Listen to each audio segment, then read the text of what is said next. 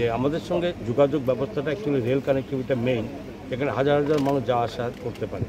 তো এত সংখ্যক মানুষের বিশেষ প্রয়োজনে যারা ত্রিপুরার বাইরে যায়, তো ট্রেন কানেক্টিভিটি বন্ধ হওয়ার কারণে তাদেরকে বাধ্য হয়ে তাদেরকে বিমানে যেতে হয়।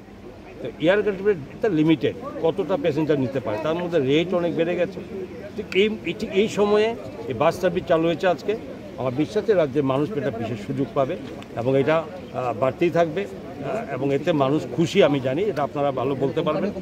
বাংলাদেশেরও কিছু মানুষ আজকে গেছে, 6 জন বাংলাদেশের নাগরিকও আজকে বাসে যাচ্ছেন, আমাদের 22 জন যাচ্ছে এবং এটা খুব মানে সবার জন্য সুবিধা। আজকের এই দিনটা আসলে সত্যি আনন্দের। এই বহুদিন ধরে আমরা সব সময় এই ত্রিপুরাবাসী, আগরতলাবাসী মানুষের কাছ থেকে শুনে আসছিলাম যে কবে শুরু হবে আবার সেই বাস সার্ভিসটা, কবে শুরু হবে।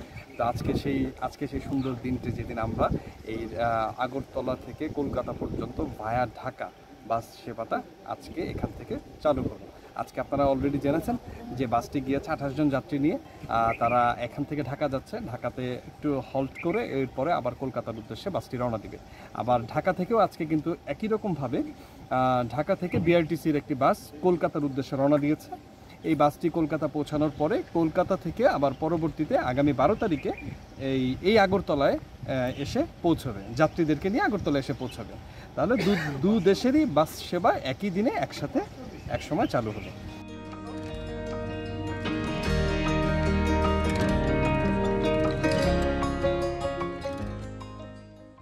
Don't forget to like, share and subscribe to East Mojo. For any queries, put them down in the comments section below and press on the bell icon for notifications.